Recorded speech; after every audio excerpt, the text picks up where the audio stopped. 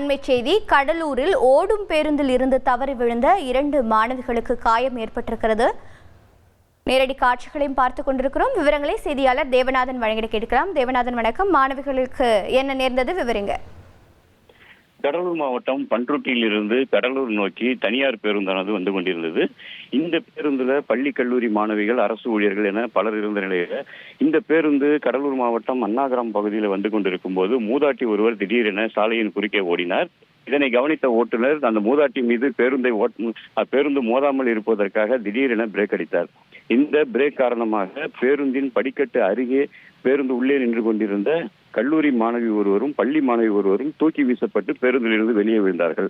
நல்வாய்ப்பாக பின்புறம் எந்த ஒரு வாகனமும் வராத காரணத்தினால கீழே விழுந்த மாணவிகள் காயத்துடன் மீட்கப்பட்டனர்.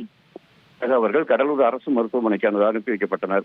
அங்கு அவர்களுக்கு தற்போது சிகிச்சை அளிக்கப்பட்டு வருகிறது. இந்த 2 மாணவிகளும் தற்போது நலமாக இருப்பதாக மருத்துவர்கள் தெரிவித்திருந்தாலும் உடல் முழுவதும் சிராய்ப்பு காயங்கள் இவர்களுக்கு ஏற்பட்டுள்ளதால் அவர்கள் தற்போது மருத்துவமனையிலேயே அனுமதிக்கப்பட்டு இருக்கிறார்கள். இந்த சம்பவம் குறித்து போலீசார் தற்போது வழக்கு பதிந்து விசாரணை மேற்கொண்டு வருகின்றனர்.